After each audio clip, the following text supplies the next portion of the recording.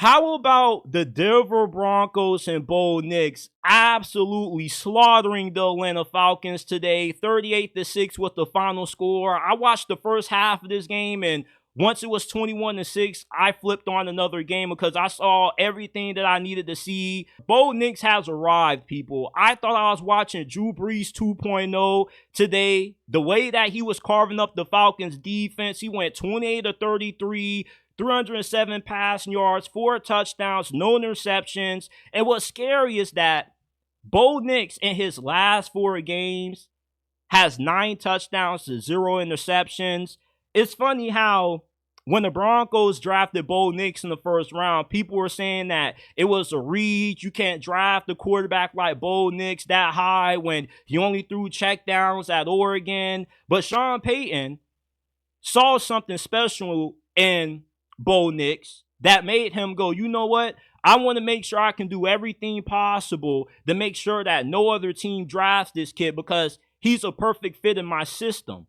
And you see, sometimes it's not always about talent. Sometimes it's just about scheme fit. Who can execute your offense to your liking? And that's why Bo Nix is thriving with the Denver Broncos. You see a lot of people where they go wrong when it comes to evaluating these quarterbacks. They always look at who has the strongest arm, who's the most athletic, and they overlook who goes to the right situation. Out of all the quarterbacks that got taken in the first round, I felt like Bo Nix landed with the best head coach out of all of them because Sean Payton is one of the greatest offensive minds in the history of this game. And there was a lot of disrespect being shown towards Sean Payton based off how he chose to end his relationship with Russell Wilson.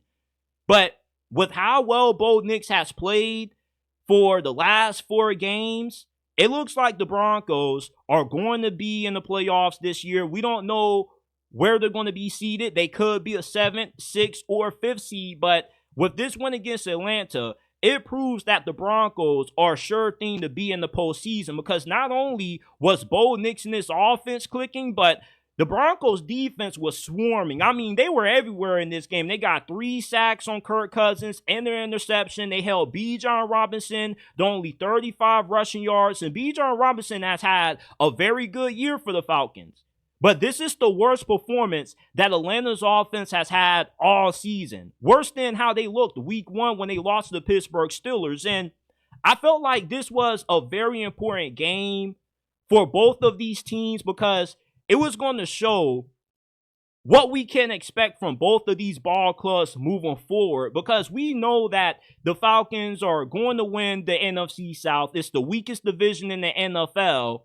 And 2, once they get to the playoffs, they probably are going to be a first-round exit. I can't see the Falcons going past the wild card round because they don't have a defense that's reliable. We saw that with the Atlanta Falcons today, when they need their defense to keep them in games, they're not going to be able to step up to the challenge. Their defensive coordinator, Jimmy Lake, he needs to get fired. I don't know why Raheem Morris hired this dude in the first place. He wasn't a good defensive coordinator when he was at Washington. He was actually a really bad head coach as well.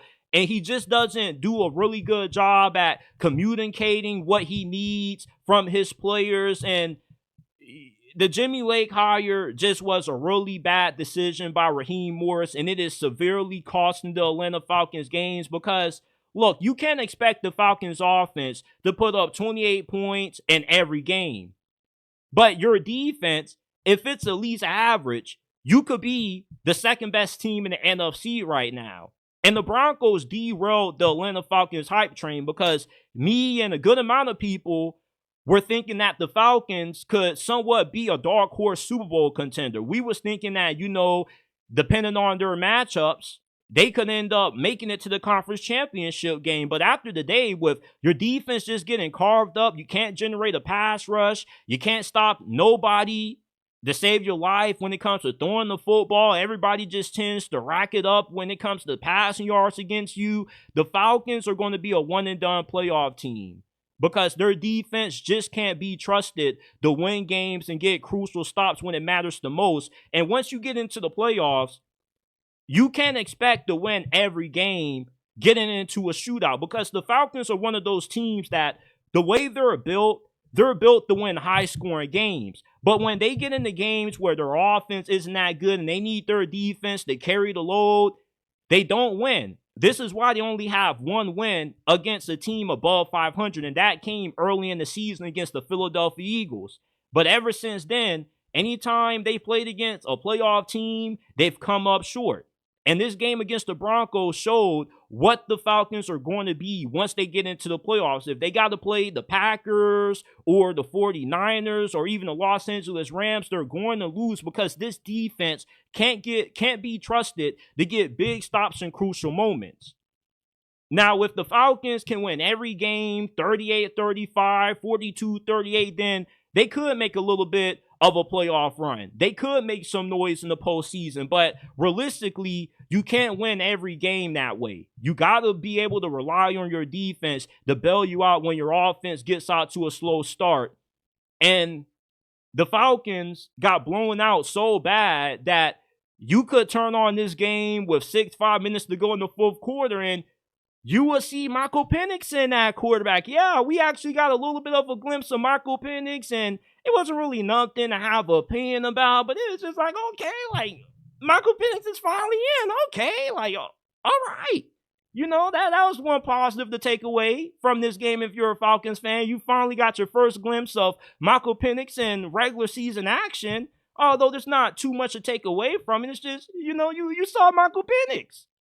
But overall, I felt like this game was going to be a test for both of these two teams because both of these teams haven't been good against teams above 500. And whoever won this game, it will further show how far they could go for the rest of this season. And for the Broncos, it looks like they are going to be a playoff team. We don't know if they can beat somebody in the wild card round. I think that their best matchup in the first round of the playoffs could be against the Steelers, a team that their offense is a little bit up and down. They do got a great defense, but I think the Falcons, if they play anybody in the first round, their best matchup is probably going to be going up against a team like the Arizona Cardinals, somebody whose defense isn't really that great. They rely more on their offense to win because if the Falcons go up against any team that's defense has somewhat of a heartbeat, they're going to lose because their defense can't keep them in ball games. So therefore, they need their offense to outscore everybody to win. And that's not really a winning formula for making a deep postseason run.